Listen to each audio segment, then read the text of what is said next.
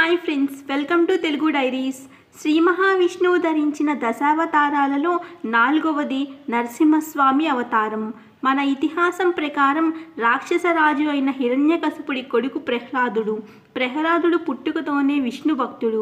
విష్ణువు వైరి అయిన హిరణ్యకశిపుడు కొడుకుని శతవిధాలుగా ప్రయత్నించినా అతడు విష్ణువు మీద ఉన్న భక్తి ఏమాత్రం తగ్గలేదు. చివరికి కొడుకుని చంపేందుకు యత్నించగా ప్రతిసారి ఆ శ్రీ మహావిష్ణువు ప్రహ్లాదుడిని రక్షించసాగాడు. అంతటా ఆగ్రహానికి గురి అయిన హిరణ్యకశిపుడు ప్రహ్లాదుడితో వాదనకు దిగాడు.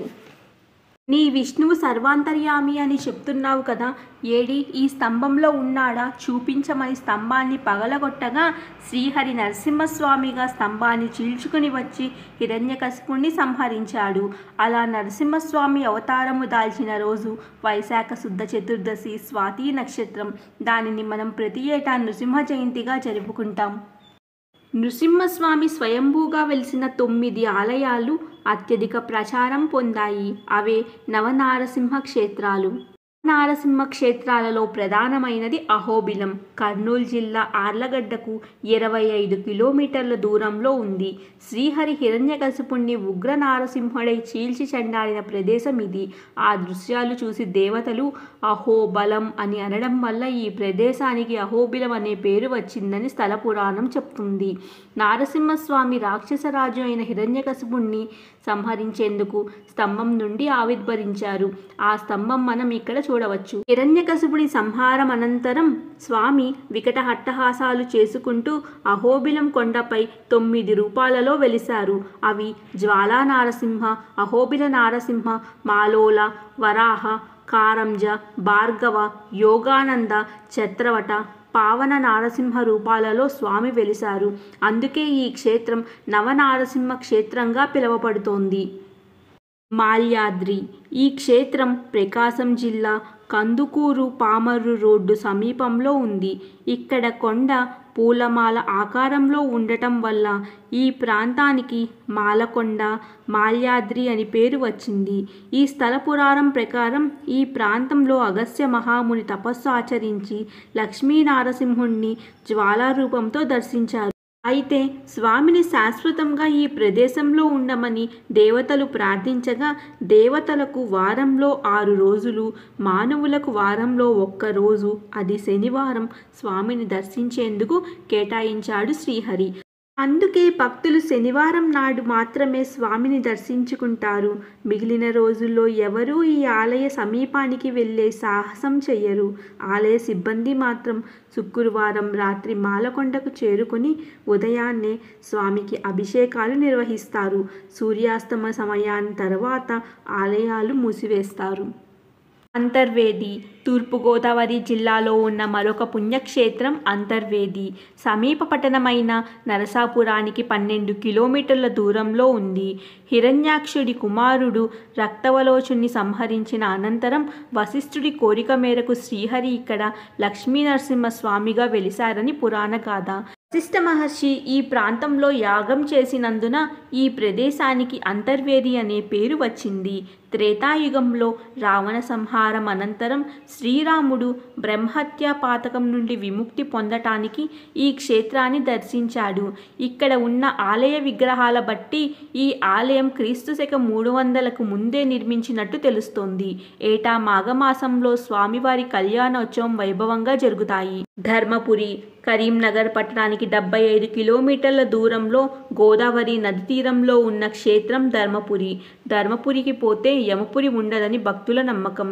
ఈ క్షేత్ర స్థల పురాణం ప్రకారం రాక్షస వధ అనంతరం స్వామి ఇక్కడ తపస్సు చేసి ఆపై స్వయంభూగా వెలిసి యోగానందుడిగా భక్తులకు దర్శనమిస్తారు.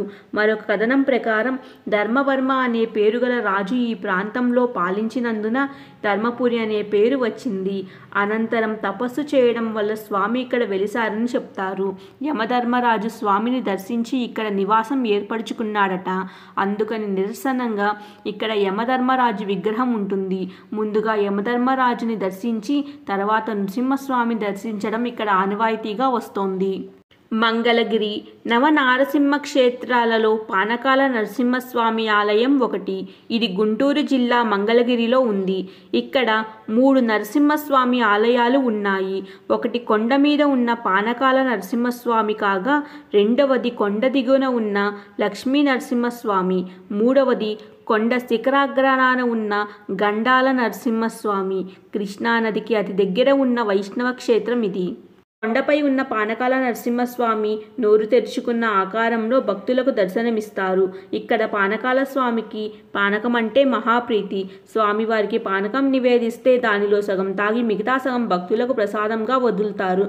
ఎంత పాత్రలో పోసినా సగం తాగి గుటక వేసి సగం భక్తులకు వదలడం ఈ క్షేత్ర విశిష్టత. ఇక్కడ పానకం ఒలికిన చీమలు ఈగలు రావు. ఏకాంత సమయంలోనే చీమలు ఈగలు వస్తాయని చెప్తారు. పెంచెలకోన నెల్లూరు జిల్లాలో ఉన్న ఈ క్షేత్రంలో స్వామివారు చెంచులక్ష్మి సమేతుడై వెలిశారు. శ్రీహరి నరసింహస్వామిగా అవతరించి హిరణ్యకశిపుని సంహరించిన అనంతరం ఉగ్రనారసింహుడిగా మహాక్రోధంతో వెల్లుచుండగా దేవతలు ప్రజలు భయభ్రాంతులకు గురి అయ్యారు. అలా శేషాచల అడవుల్లో సంచరిస్తున్న చెంచురాజు కుమార్తె చెంచులక్ష్మి కనిపించింది. స్వామివారి భీకర రూపం చూసి చెలికెత్తలంతా పారిపోయినప్పటికీ ఆమె మాత్రం ధైర్యంగా నిలబడింది. ఆమె సౌందర్యానికి ముగ్ధుడైన స్వామి శాంతించాడు. స్వామి చెంచులక్ష్మిని వివాహం చేసుకోవటానికి చెంచురాజుకి కప్పం చెల్లించి ఆమెను వివాహం చేసుకున్నాడు. ఆమెను పెనవేసుకుని ఈ అటవీ ప్రాంతంలో శిలగా స్థిరపడ్డాడు. ఆ శిల వెలిసిన ప్రాంతం కాబట్టి పెనుశిల కోన అయ్యింది. కాలక్రమంలో అదే పెంచెల కోనగా మారింది. అందువల్ల ఈ క్షేత్రంలో స్వామిని పెనుశీల లక్ష్మీ నరసింహస్వామిగా భక్తులు ఆరాధిస్తారు. యాదాద్రి నవనారసింహ క్షేత్రాలలో ఒకటైన యాదగిరిగుట్ట హైదరాబాద్ నగరానికి 65 కిలోమీటర్ల దూరంలో ఉంది. పూర్వం యాదమహర్షి ఆంజనేయుని సలహా మేరకు తపస్సు చేసి లక్ష్మీనరసింహస్వామి దర్శనం పొందాడు. ఋషి కోరిక మేరకు ఈ కొండను యాదగిరిగా ప్రసిద్ధికెక్కింది. యాదమహర్షికి స్వామిని వేరు రూపాలలో చూడాలని మరలా తపస్సు చేయగా తన భక్తికి సంతసించి శ్రీ నరసింహస్వామి 5 రూపాలలో ప్రకటనమయ్యారు. అవే శ్రీ జ్వాలా నారసింహ, శ్రీ గండబేరుండ నారసింహ, శ్రీ యోగానంద నారసింహ, శ్రీ ఉగ్ర నారసింహ, శ్రీ లక్ష్మీ నారసింహ రూపాలు. అందువల్ల ఈ క్షేత్రాన్ని పంచరామ నారసింహ క్షేత్రాలుగా ప్రసిద్ధికెక్కింది.